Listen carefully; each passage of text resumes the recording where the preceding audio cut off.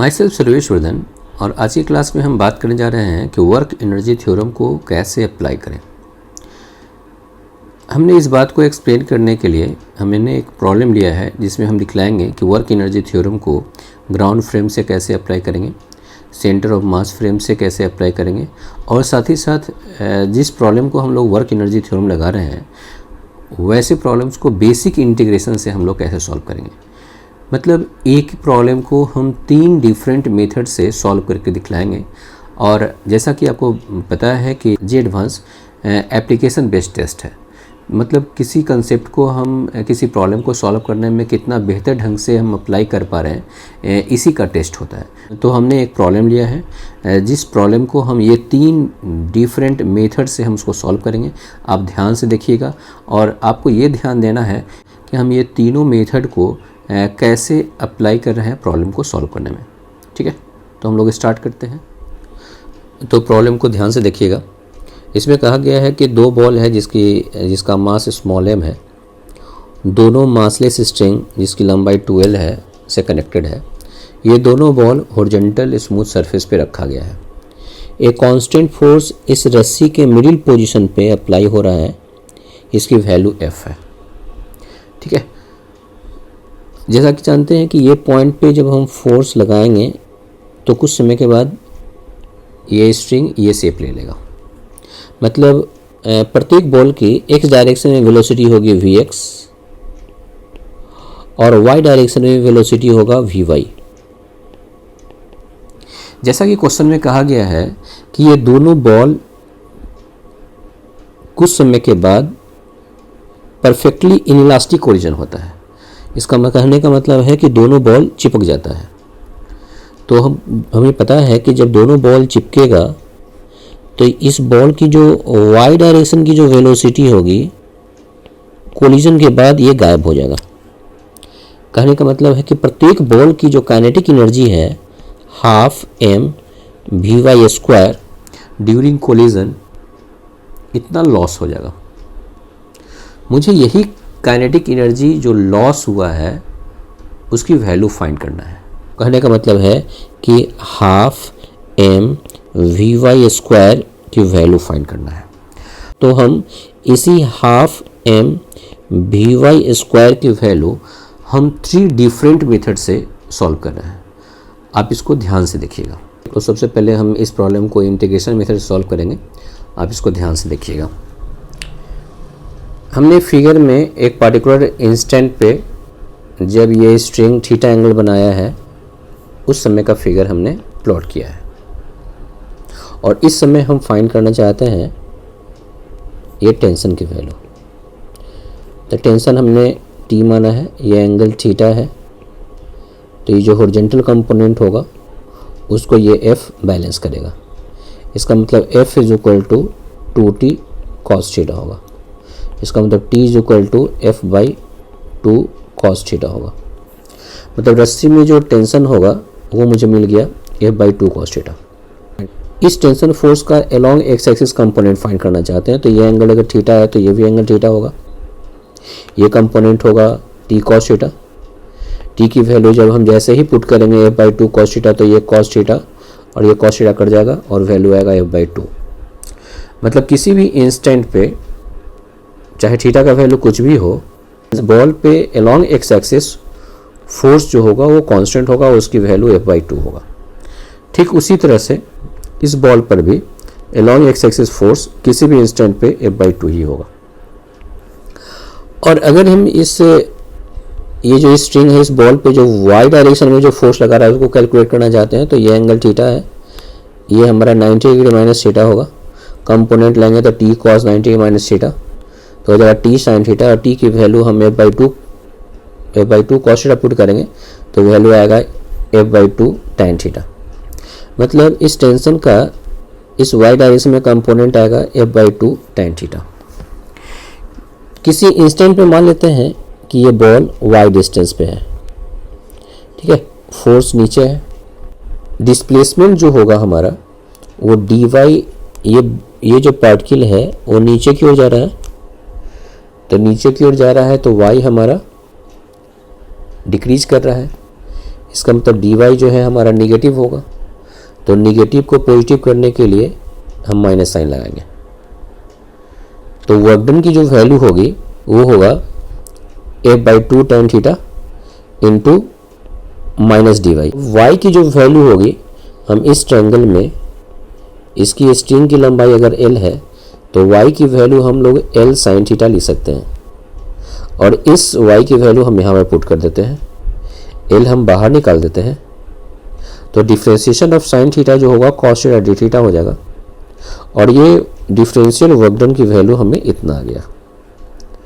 Total work done अगर निकालना चाहते हैं तो हमें पता है कि जब शुरुआत में ही जो स्ट्रिंग है हॉरिजॉन्टल के साथ theta is equal to 90 degree बना रहा है, और जब ये कोलाइड करेगा तो उस समय थीटा का वैल्यू 0 डिग्री हो जाएगा। कहने का मतलब है टोटल वर्क डन अगर हम निकालना चाहते हैं तो थीटा हमारा वेरी करेगा, theta is equal to 90 degree से theta is equal to 0 degree तक वेरी करेगा। तो हमको टोटल वर्क डन अगर निकालना चाहते हैं तो इसको इंटीग्रेट करना पड़ेगा प्रॉपर लिमिट π/2 से 0 तक, और इंटीग्रेट करने के बाद जो हमें जो वर्क डन आएगा वाई डायरेक्शन में मूवमेंट में जो वर्क डन आएगा टेंशन की वजह से, उसकी वैल्यू आएगा FL/2। ठीक है, जैसा कि हम लोग जानते हैं कि वर्क डन का जो डिफ्लेक्शन है W, तो इसकी वैल्यू क्या होगा FY/dy। AY को हम लिख सकते हैं मास, एक्सेलेरेशन को लिख सकते हैं VY/dVy/dy। ठीक है, तो हम ये एक्सेलेरेशन की जगह पर हम ये वैल्यू पुट कर दिए, और ये dy यहाँ पे है। ठीक है, dy कट जाएगा, आ गया हमारा m बाहर आ गया, m बाहर आने के बाद आएगा हमारा VY/dVy। ठीक है, प्रॉपर इंटीग्रेशन करेंगे, y पर लिमिट बिठाएंगे, तो 0 से अगर Vy हो जाता है तो work done on the particle, ठीक है, in the movement along y axis, इसकी वैल्यू हमारा ये होगा। और इसकी वैल्यू हमने पहले कैलकुलेट कर रखा है। y डायरेक्शन में मूवमेंट में टेंशन फोर्स कितना वर्क किया है वो हमने कैलकुलेट कर दिया है। y डायरेक्शन के मूवमेंट में टेंशन फोर्स कितना वर्क किया है वो हमने कैलकुलेट किया है। ठीक है, और डिफिनेशन से जो WY होना चाहिए हाफ mVy²। तो ये इक्वेशन नंबर 1, ये इक्वेशन नंबर 2, दोनों सेम ही है, तो हम लिख सकते हैं work done along y axis is equal to half mVy², और इसकी वैल्यू आया FL/2। ये जो कोलिजन से जस्ट पहले इतनी काइनेटिक एनर्जी थी, ठीक है, कोलिजन के जस्ट बाद ये इतनी काइनेटिक एनर्जी लॉस हो जाएगा, मतलब ये इतनी जो काइनेटिक एनर्जी है वो लॉस हो गया है ड्यूरिंग कोलिजन, और इसकी जो वैल्यू होगी FL/2 होगा। यही हमारा आंसर है, यही हमें फाइंड करना था। तो ये हमारा फर्स्ट मेथड था जो आपने देखा है। अब हम इस प्रॉब्लम को सेंटर ऑफ मास के फ्रेम में हम इसे सॉल्व करना चाह रहे हैं, मतलब सेंटर ऑफ मास के फ्रेम में हम वर्क एनर्जी थ्योरम अप्लाई करना चाह रहे हैं। अब इसको आप ध्यान से देखिएगा। जैसा कि क्वेश्चन है कि ये दोनों बॉल स्ट्रिंग से बना है, ठीक है, इन दोनों बॉल का जो सेंटर ऑफ मास होगा वो लाइन ज्वाइनिंग के मिडिल में होगा, मतलब दोनों का मास चूँकि सेम है इसलिए मिडिल में सेंटर ऑफ मास होगा। ये रस्सी को अगर हम इधर खींचेंगे तो क्लियर है कि हमेशा ये सेंटर ऑफ मास इसी लाइन पर मूव करेगा। इसका मतलब सेंटर ऑफ मास का जो मोशन होगा वो सिर्फ अलोंग एक्स एक्सिस होगा। ठीक है, अब हम सेंटर ऑफ मास का एक्सेलेरेशन, इस दोनों बॉल का एक्स डायरेक्शन में एक्सेलेरेशन फाइंड करना चाह रहे हैं। तो सबसे पहले सेंटर ऑफ मास का एक्सेलेरेशन अगर निकालना चाहते हैं तो इस पूरे सिस्टम पे जो फोर्स लग रहा है, एक्सटर्नल फोर्स F लग रहा है, और टोटल मास 2m है, तो acceleration of centre of mass F/2m होगा। ठीक है, जैसा कि हम ये इस पे कैलकुलेट कर चुके हैं, इस बॉल पे एक्स डायरेक्शन में जो फोर्स की जो वैल्यू है आप हमने यहाँ कैलकुलेट किया है, इसकी वैल्यू कितना है F/2। इसका मतलब प्रत्येक बॉल पे एक्स डायरेक्शन में जो एक्सेलेरेशन होगा F/2m होगा, इसका एक्स डायरेक्शन में एक्सेलेरेशन जो होगा F/2m होगा। कहने का मतलब है कि ये दोनों बॉल और सेंटर ऑफ मास दोनों का एक्स डायरेक्शन में एक्सेलेरेशन F/2m ही है, वो कांस्टेंट है। इसका मतलब कि अगर कोई ऑब्जर्वर सेंटर ऑफ मास में बैठेगा तो उसको सिर्फ बॉल का y डायरेक्शन में मूवमेंट दिखेगा। मतलब ये दोनों बॉल एक दूसरे की ओर स्ट्रेट लाइन में मूव करता हुआ नजर आएगा। इसमें बैठा हुआ ऑब्जर्वर को अलोंग एक्स एक्सिस कोई मूवमेंट नहीं दिखेगा, ठीक है, जो ऑब्जर्वर सेंटर ऑफ मास में बैठा हुआ है। अब हम इसी सेंटर ऑफ मास में बैठा हुआ ऑब्जर्वर, इस दोनों के लिए हम लोग वर्क एनर्जी थ्योरम अप्लाई कर रहे हैं। सेंटर ऑफ मास फ्रेम है, वो एक्सेलरेटर फ्रेम है, इसलिए जब इस पर बैठा हुआ ऑब्जर्वर जब फ्री बॉडी डायग्राम बनाएगा तो एक जीरो फोर्स कंसीडर करना पड़ेगा, ठीक है, मूवमेंट के जस्ट ऑपोजिट। इसकी वैल्यू जो होगा वो कितना होगा, तो इसका मास और सेंटर ऑफ मास का एक्सेलेरेशन, तो हमने फ्री बॉडी डायग्राम आपको बना दिया है। तो ये बॉल पे इस तरफ मास लेंगे, इसका एक्सेलेरेशन होगा F/2m, mm कट जाएगा, अब वैल्यू होगा F/2। मतलब ये F/2, ये दो जीरो फोर्स कंसीडर करना पड़ेगा। इस पॉइंट पे तो F फोर्स लग ही रहा है और ये दोनों बॉल सिर्फ y डायरेक्शन में मूवमेंट दिखेगा सेंटर ऑफ मास में बैठे हुए ऑब्जर्वर को, ठीक है। अब हम वर्क एनर्जी थ्योरम लगाना चाह रहे हैं। तो इनिशियल सिचुएशन हमारा ये है, फाइनल सिचुएशन हमारा ये है। तो वर्क एनर्जी थ्योरम लगाएंगे तो इस पे कौन कौन सा वर्क काम करेगा, जरा ध्यान से देखिएगा। तो हमारे पास जो फोर्स है वो work done by applied force, external force, work done zero force और वर्क डन स्ट्रिंग फोर्स। अगर हम टोटल को सिस्टम मानते हैं तो इन एक्सटेंसिबल स्ट्रिंग कोई वर्क नहीं करता है, तो ये खत्म हो गया। सीडो फोर्स इसलिए वर्क नहीं करेगा कि ये इसका डिस्प्लेसमेंट y डायरेक्शन में है और फोर्स इस तरफ लग रहा है, दोनों के बीच में 90 डिग्री है, इसलिए सीडो फोर्स भी हमारा कोई वर्क नहीं करेगा। अब हमारे पास फोर्स है वर्क डन F।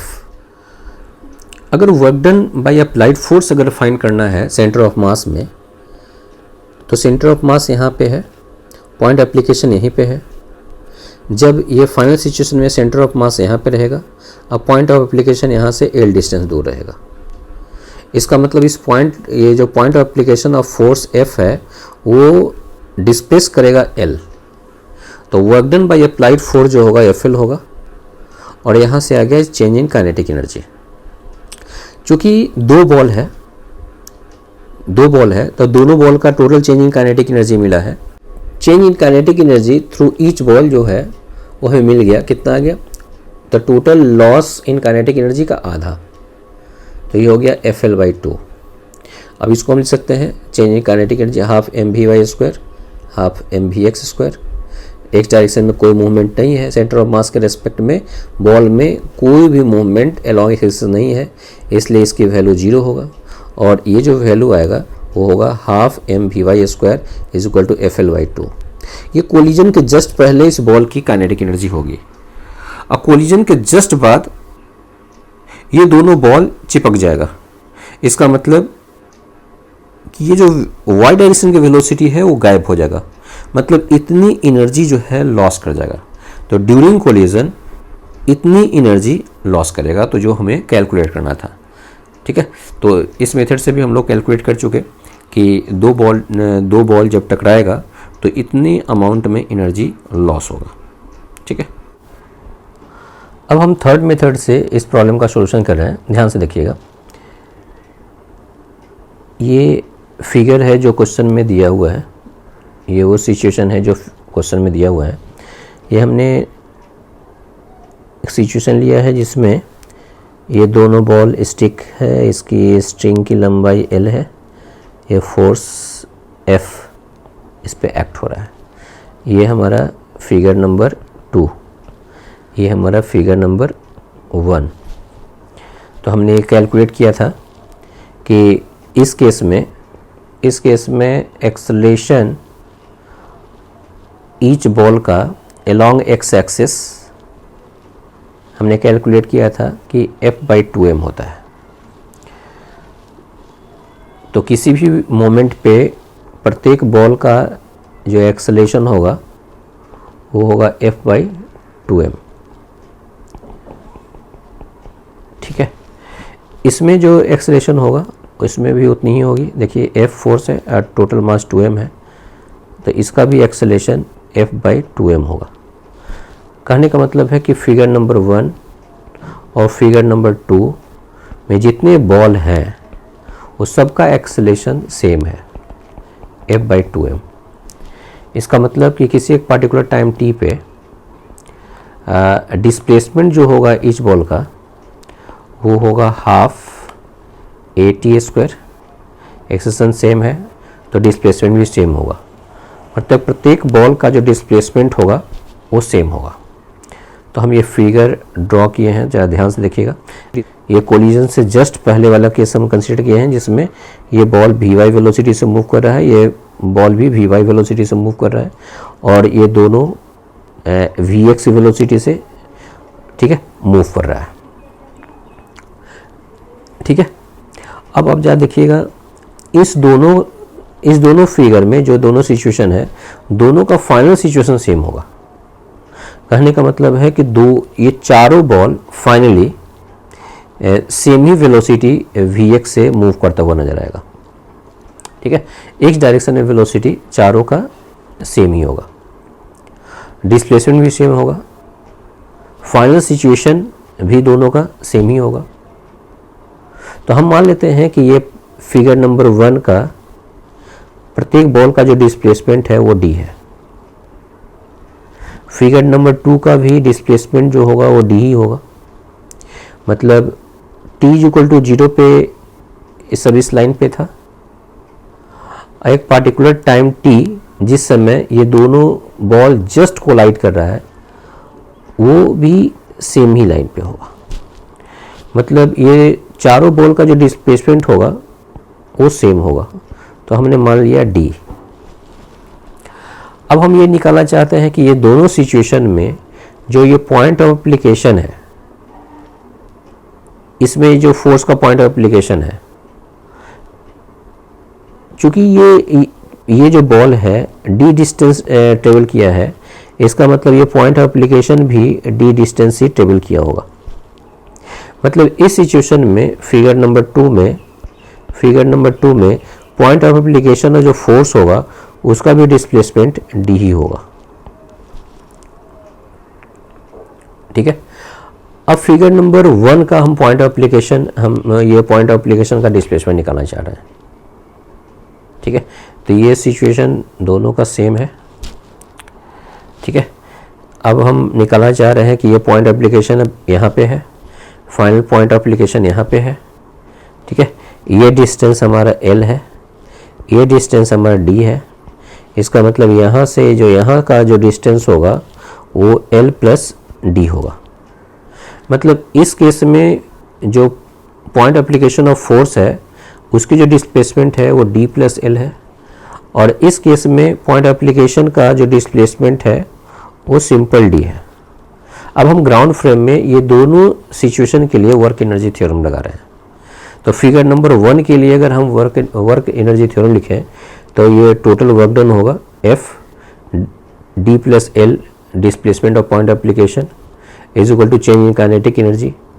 तो ये होगा final half m Vx square + Vy square प्रत्येक बॉल का होगा, और इसको 2 से मल्टीप्लाई कर देंगे तो ये टोटल काइनेटिक एनर्जी मिलेगा।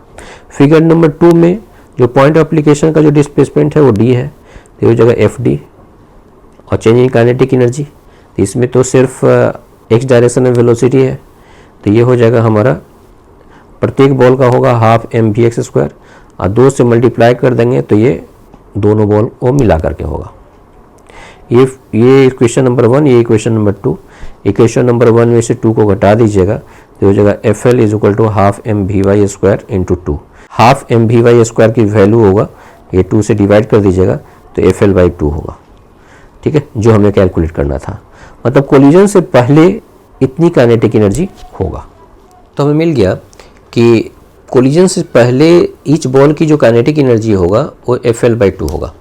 अब मुझे पता है कि कोलिजन के जस्ट बाद इतनी ही एनर्जी लॉस करेगा, इसका मतलब हाफ mvy² का वैल्यू FL/2 होगा।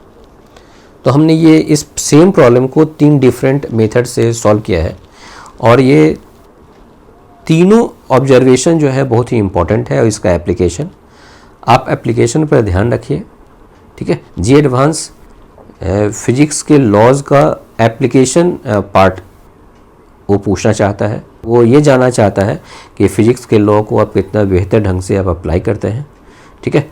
तो इस तरह से हमारा सॉल्यूशन कंप्लीट हुआ, ठीक है। आप अधिक से अधिक अपने दोस्तों के बीच में इस वीडियो सॉल्यूशन को शेयर करें ताकि अधिक से अधिक स्टूडेंट को फ़ायदा हो सके और आप इसी तरह से पढ़ते रहिए और जी एडवांस में आप अच्छा परफॉर्म कीजिए, ये हमारी इच्छा है। तब तक के लिए धन्यवाद।